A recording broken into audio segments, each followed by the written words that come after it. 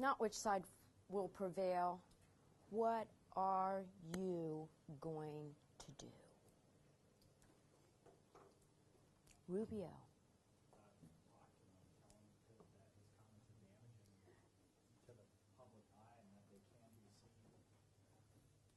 And he says, I don't care. I don't care.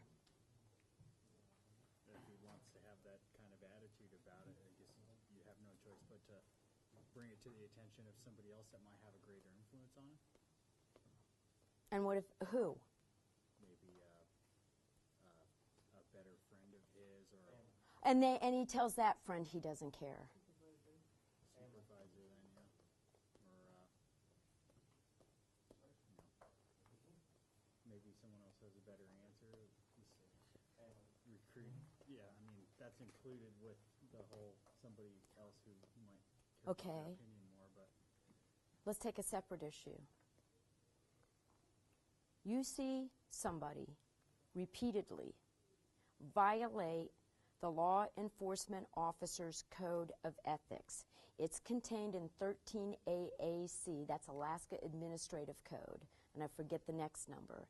And you must swear to it before, under law in Alaska. You must swear to the law enforcement code of ethics as set out in 13 Alaska Administrative Code, subsection, it's on my copy here, in order to become a sworn certified Alaska peace officer. What are you going to do if you see someone repeatedly violate the law enforcement officer's code of ethics, which ends with saying, if you're not true to it, you don't deserve the badge?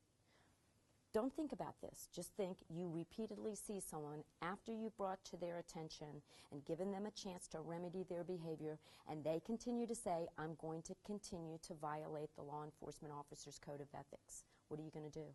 then you bring it to the attention of the supervisor. Would you do that when you first saw them violate it?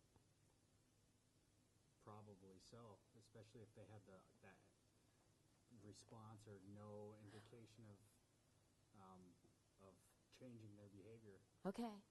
I'm not going to judge. I know friendships, and I know brotherhoods and sisterhoods, and I know how hard it is to tell on somebody, and I know, but let's just say they repeatedly violate it, and they've indicated they have no intention of not violating the law enforcement officer's code of ethics. What are you going to do? Then inform their supervisor. Anybody have a different approach? It's the same approach, but I would certainly start with them directly, because maybe there's an outside factor maybe they're not really jaded about the job. Maybe there's someone stressed at home or something, and they just needed to be spoken to and kind of, brought back in the loop. Maybe they felt I want to put this in the context it belongs, because we become desensitized. We're so used to saying everything, and we don't, and it's anonymous. I'll tell you what I would do, and the closer a friend they were to me, the more pissed off I'd be. And I'd say, did you post this? I'd say, you chicken shit. What a coward. You won't say that and put your name to it, will you? The only reason you're doing that is because it's anonymous, which means not only do you have a bad attitude, but you're a coward. If you can't put something on a public website that you're willing to put your name to, shut up. I understand. If you want to talk like that with me, I'm your buddy. I understand. If you want to go home and do that, I understand. But when you start posting stuff like that in the public, you don't put anything out there you're not willing to put your name to. Otherwise, as far as I'm concerned, you're a coward. And I don't particularly care to associate with cowards, because that's what it is. It's damaging us. I'll show you how bad a hurt it's hurting us. Forget the defense attorney getting this. That's the least of our worries. But here's the other thing. I want to put it in the real context of just not this little slip or thing. Per 13 AAC, that's Alaska Administrative Code, 85040B5, to be eligible for the award of a basic certificate, an applicant must attest Do you know what that means? What does the test mean? Swear to it and subscribe. That means follow to it. That means buy into it. To the Law Enforcement Code of Ethics as follows. I would ask you, Crandall, just read the yellow highlighted, because I don't want to get involved in a bunch of language and diminish this that doesn't apply to this. So you're going to read just the yellow highlighted part, just to the first pink stop.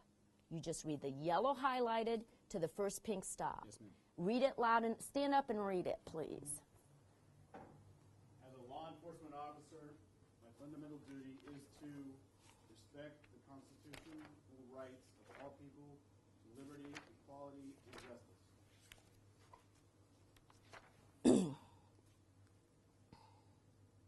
Well, would you please tell me how those comments jive with that part of the Law Enforcement Officers Code of Ethics? Are they compatible? Do they violate that code, which is becomes an oath? Okay. I want you to pass it now to Burkett.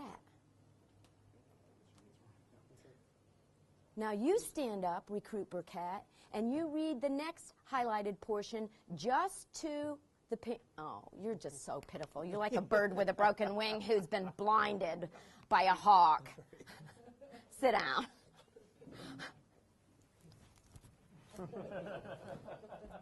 Okay.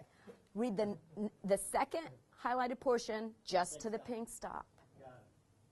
I will keep my private life unsullied as an example to all. Maintain courageous calm in the face of danger, scorn, or ridicule. Develop self-restraint.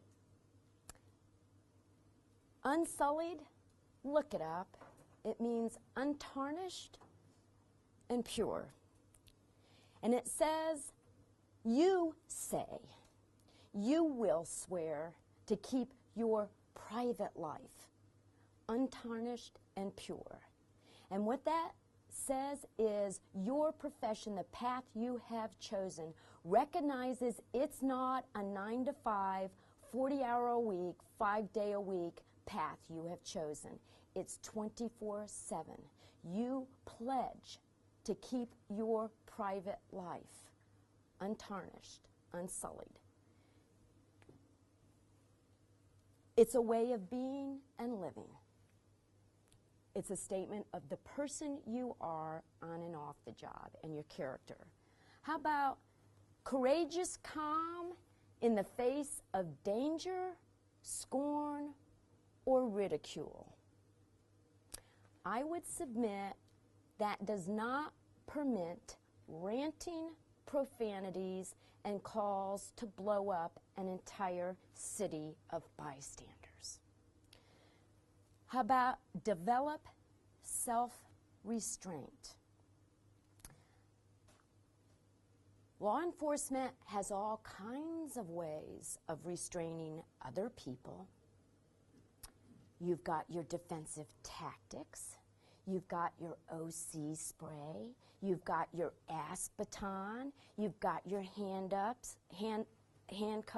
You've got a flashlight that can make a pretty good tool. You've got your Glock, which with one in the chamber holds how many? Depending on the caliber, up to 16 Yes, or more. usually 15, one in the chamber, and 2 extra magazines.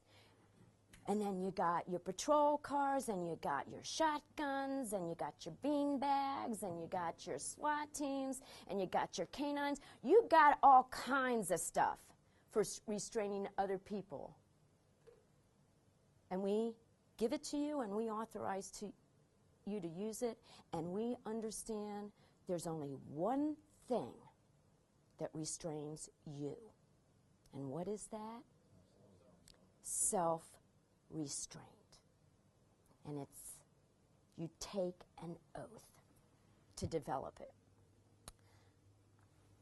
Pass it over to Recruit Jensen, and you get to read the last yellow highlight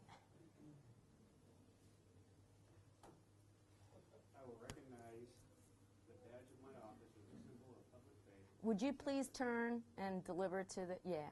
I will recognize the badge of my office as a symbol of public faith, and I accept it as a public trust to be held so long as I am true to the ethics of the police service. I will constantly strive to achieve these objectives and ideals. The Code of Ethics doesn't just govern the use of force.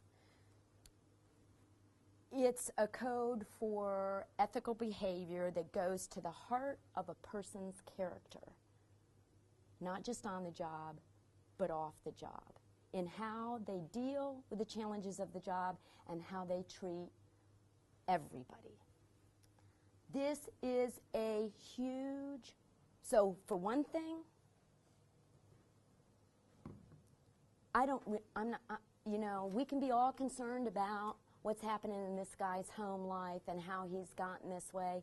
And what this person needs to understand is two things. What you're doing, I'm your buddy, and I'm going to, where is it? I'm going to bring you back home, buddy. I'm going to remind you of an oath we took. Because maybe you have gotten cynical, maybe you have gotten jaded, maybe you've gotten really burned, maybe some tough things have gone down. Maybe you've got cases dumped and the bad guys are sneering and laughing, and I understand all of that. Let's you and I sit down and let's revisit the oath that we took.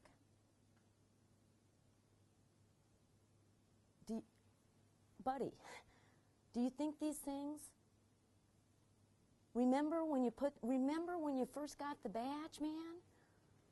Remember? Well, the only thing that's changed is you've been involved with the system and bad guys. That's all. And you got to figure out, are you going to let that?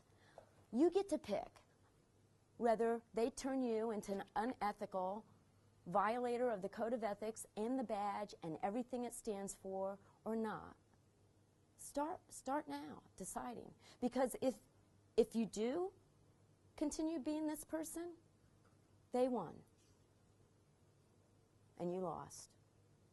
And we may well lose somebody that I think could be a really good police officer. Because, buddy, this is it. I took the code too. And if I see you continuing to violate it, then I let the badge be sullied. And I won't do that. I will report this to people who have the ability to take the appropriate action. Please, come on. You can be a good cop. Don't let them win. Don't, whatever you think will appeal to that person. But I'm only going to give them one chance. I'm going to remind them. I'm going to try to get them back on the page of what this profession is about. And here's why I can only give them one chance. Because of the effect on everybody else in the profession. Because here's a comment that I also got off the internet with a person of the public responding to some of the police officer comments. Would you read this, Recruit Vandalar? I, for one, encourage law enforcement officers to express their opinions and emotions mechanically on public forums online. I hope LEOs continue to vent, rant, insult, generally spout off whatever they're. And this person went on. Recruit Lopez, would you read? This is a public person commenting. This will increase the public's awareness of the mindset of the typical law enforcement officer and further turn public opinion against the police as a whole. Law enforcement officers definitely deserve to have their real thoughts known by the public and be viewed for the monsters that they are.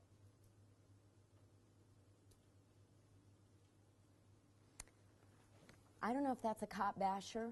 I'm not a cop basher. And I've hung around with you guys. I know Tune Up, I know Dirtbag. But there's a vehemence that's out there now that I just didn't even hear at the cop bars before. And like I said, cop road rage. I mean, some of these comments equal, I think, in their tone and emotion and content, gangster rap. only it's directed at the citizens instead of gangsters directing it at cops. Cops are now engaging in gangster rap against the citizens, trash and garbage and all of this stuff. Anyway, but the public awareness also includes judges, people like me that love law enforcement and feel humbled by law enforcement are starting to say, am I missing something here? Is there a trend here that's starting to come? Because this is really scary. There are people, there are jurors that are going to be listening to cops testify. There are people who decide police department and DPS budgets. It's the public. So that's, I leave that.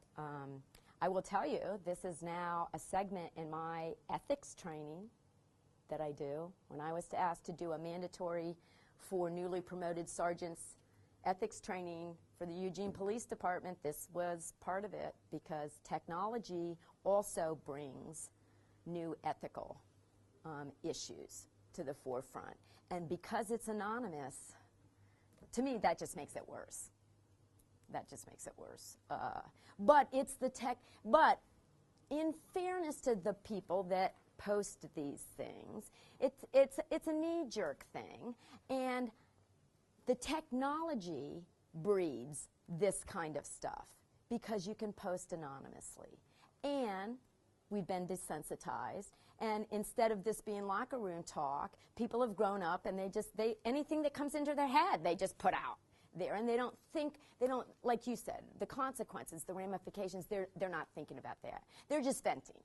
And some of them think they're just sharing with other cops. So education, education, education. People can get into bad habits, and they have to be deprogrammed and re-educated, and their vigilance and their consciousness has to be shifted. Because I'm not saying even people that post the worst things aren't necessarily good cops, but they've lost touch with a lot of things, including the technology. Okay, so what can you do? What can you do? Well, one thing, you can light a fire under your prosecutors, or if you end up in a civil case. What I am urging prosecutors, when I train prosecutors on this, on Brady versus Maryland as it applies to electronic discovery and the internet, I'm saying to them, don't wait, like in the previous slide, don't wait for the defense to file a motion, a Brady motion to discover electronic impeachment. You file a motion, pre-trial, to the court saying if the defense intends to use any electronic impeachment material to impeach any of my witnesses, I need to be notified of that. And I explain to them, have them call me. I explain to them, normally we would not get that under the rules of discovery that we're going to look at when I come back in November. But here's the argument you make to judges.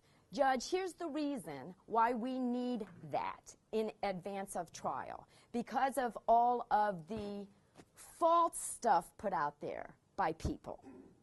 We need to, if we get this and the cop says, that's not me, somebody took my picture off of Facebook and then morphed it onto this and put this and, but I didn't do that.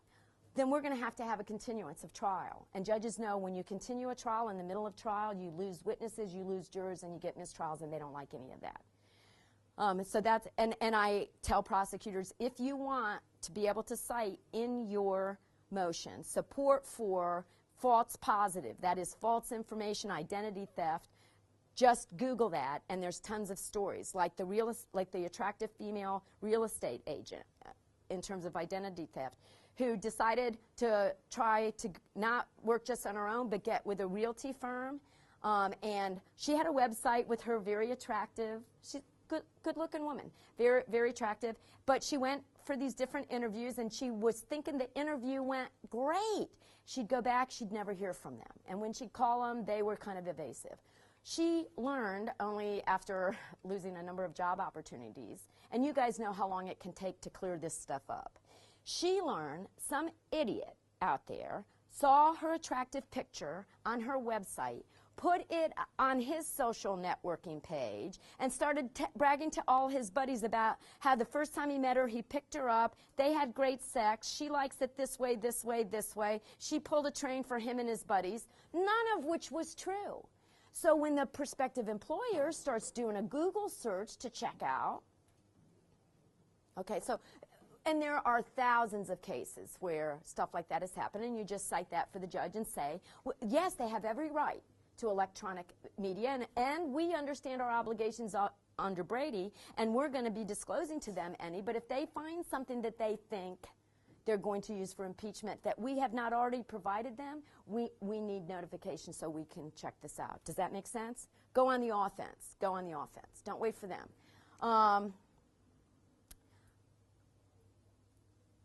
I just went into Google Images last night and put my name into Google Images, and it's like, I wasn't surprised with the pictures off my website, but then there are all these other pictures of me in different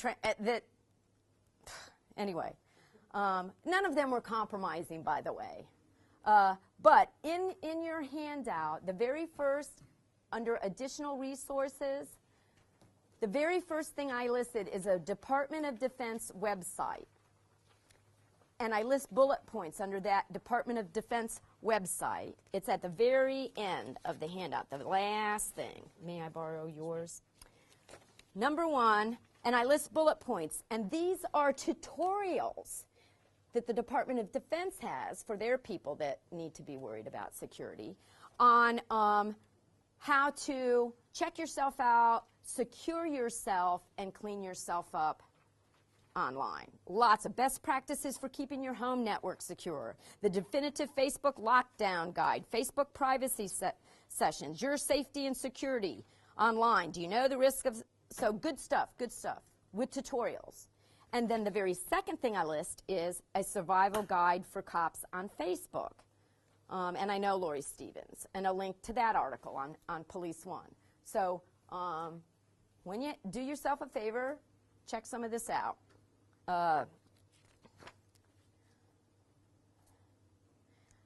Don't mix personal with professional.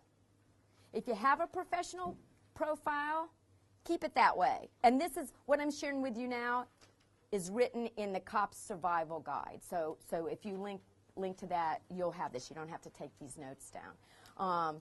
If you have a professional profile, keep it that way. Don't friend high school. Now we're talking about your professional. Don't friend high school buddies. Don't friend any exes on your professional profile. Don't friend family members on your professional profile. In fact, if you want Facebook, keep these two separate. Friend only coworkers and citizens with whom you interact and work on your professional one.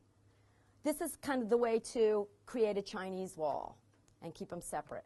Now, I understand this is going to be hard for people that live in small towns or villages. Don't put pictures of your family, especially kids, on any profile in which you're identified as a law enforcement officer. Keep photos of you being a regular guy off your professional page. That includes everything from holding a beer to info about off-duty or hobbies.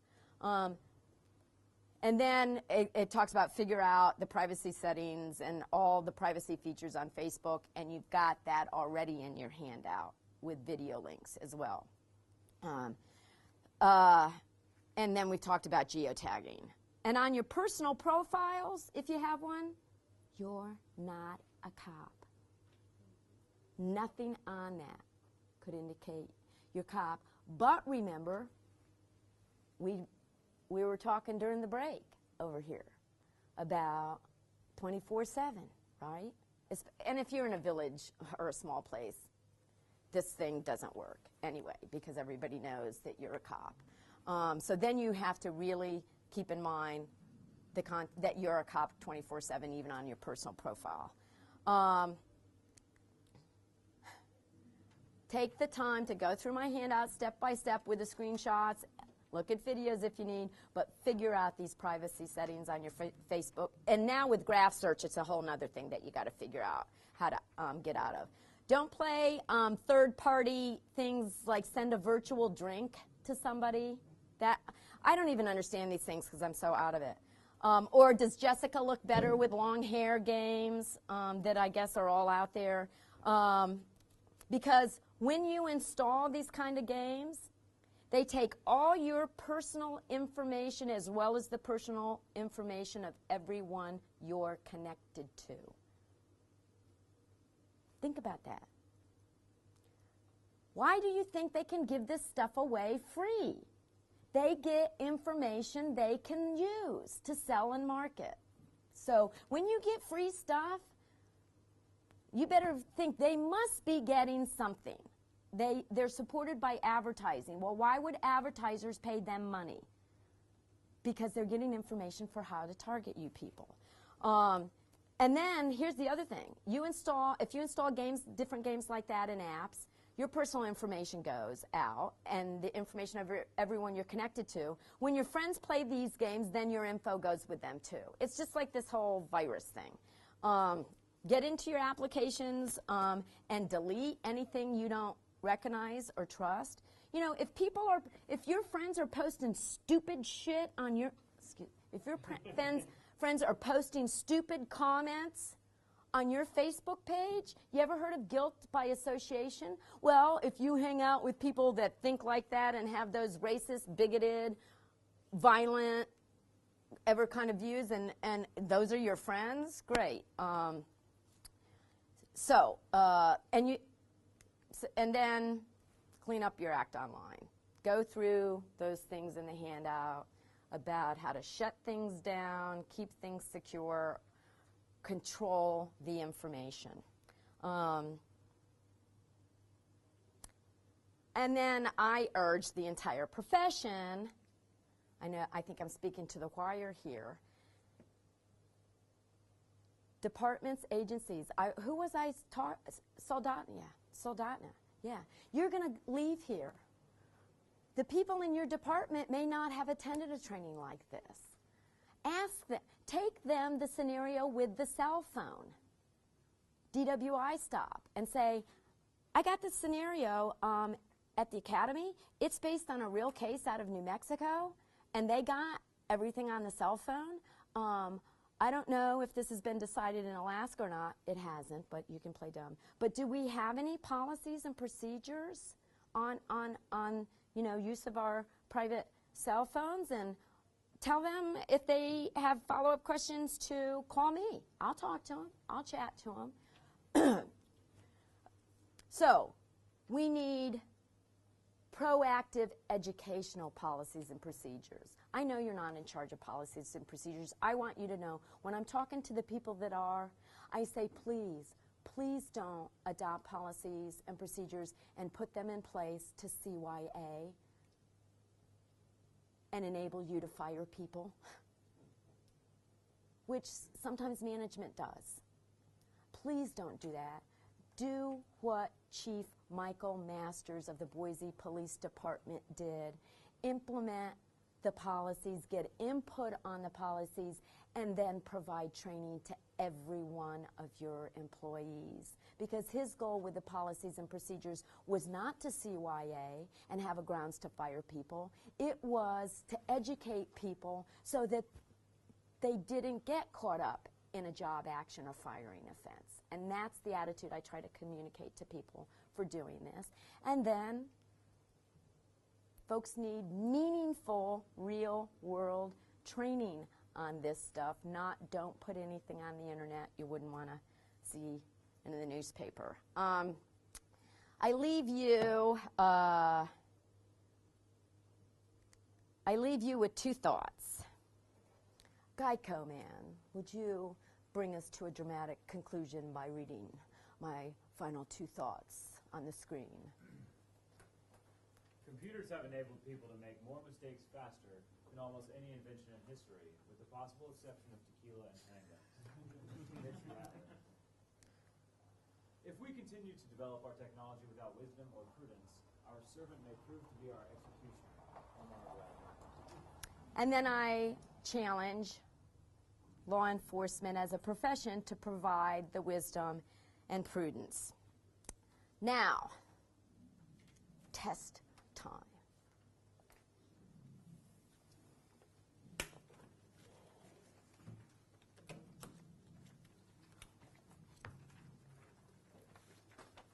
I was totally serious when I said whether you get out of here will be dictated by the test. Whether you survive here, whether you survive your career.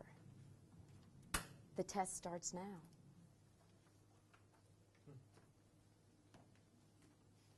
It's a practical application test. It ain't even scenario-based training. It's real life. The test starts now.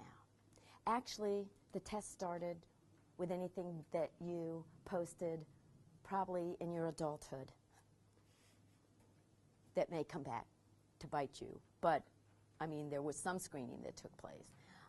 But just from this point on, the test starts now in terms of, and it's a real-world test. I can't come up with any test as good as the real-world test. Before you leave, would you guys hand, I'm going to split this up